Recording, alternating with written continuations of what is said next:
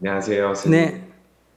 저는 14살부터 가족을 떠나 가족의 도움을 받아 혼자서 해외에서 유학 생활을 시작한 뒤로 여러 번의 방황 끝에 법륜 스님의 증문즉서를 시작으로 제 자신을 관찰하고 고통 없는 행복과 지금 이 순간에서 감사하다는 마음을 깨닫고 실행 중인데 먼저 감사하다는 말씀부터 드리고 싶습니다. 저는 여동생과 지금 어머니 말고 다른 친인척 가족들과는 연락을 하지 않고 가족이라곤 어머니와 여동생, 그리고 어머니가 몇 년 전에 만나신 새아빠가 있습니다. 그 새아빠 분의 지원과 친아빠의 조금의 보탬으로 제가 해외에서 전문대까지 졸업하는 걸 약속을 하고 다시 해외로 유학을 오게 되었고, 전문대를 마치는 도중에 결혼하고 싶은 아내를 만나서 졸업을 하기 1년 안 정도부터 동거를 시작하게 되었습니다.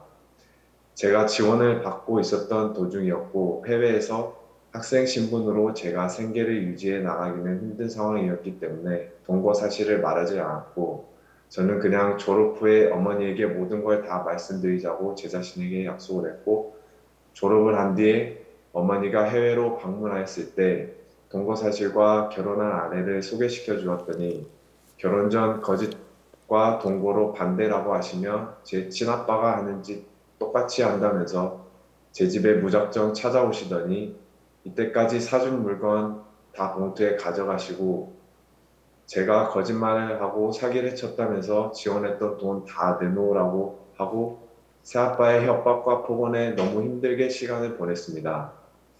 이렇게 가족과 관계를 두고 살아가도 괜찮은 걸까요? 그러니까 첫째, 그 부모를 떠나서 자기를 후원해 준 사람이잖아요. 그러면 제가 어떤 학생이 공부하겠다 해서 후원해 줬는데 공부는 안 하고 그 돈 갖고 살림 차렸다 하면 후원금을 끊겠어요? 계속 지원해 주겠어요?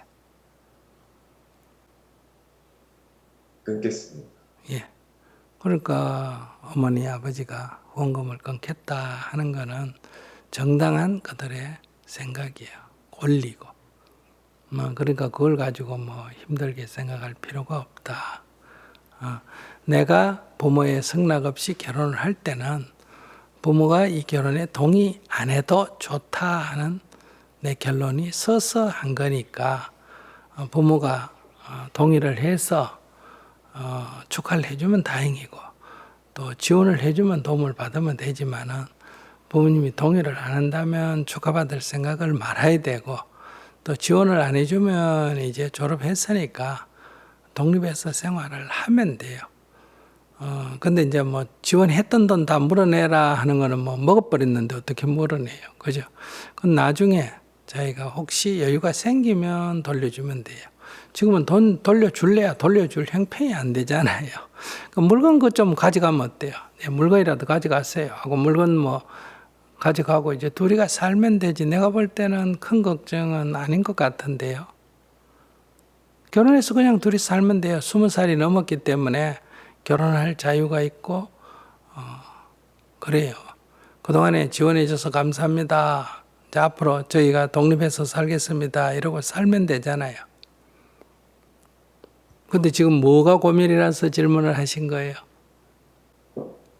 그 가족과 이렇게 소통도 하고 이렇게 어, 해야 되는데 일단은 가족이 없이 아예 저랑 제 아내밖에 없고 이렇게 평생 살아가도 되는지 아이, 되고 저는 말고요.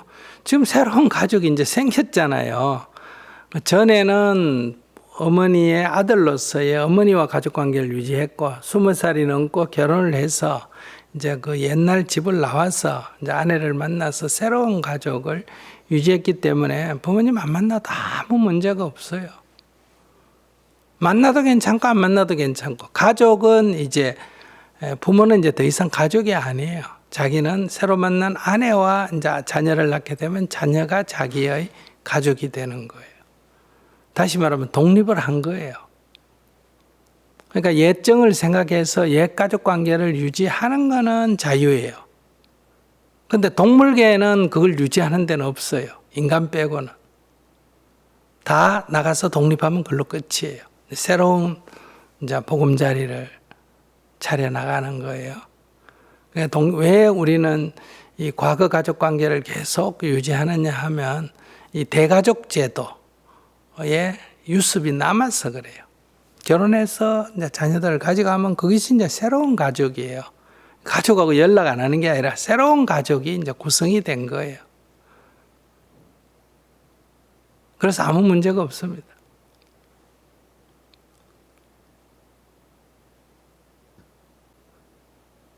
더 얘기하세요. 네, 마음에 꽃이 핀 것 같아서 너무 감사합니다. 네. 감사합니다. 둘이가 이제 자립해서 살 능력은 돼요? 네, 지금 저는 직장을 다니고 있고요. 제 아내도 직장을 다니고 있고, 또 저는 한국에 있는 온라인 대학교도 다니고 있고, 아르바이트까지 하면서 그냥, 그러니까 더 이상 이제 부모한테 손 안 벌려도 되죠? 네, 그렇습니다. 그럼 아무 문제 없어요. 아무 문제 없어.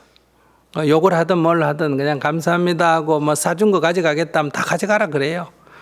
다 가져가고 뭐 중고 이것저것 주워다가 처음에 좀 살면서 필요하면 이제 하나씩 하나씩 갖추면 돼요.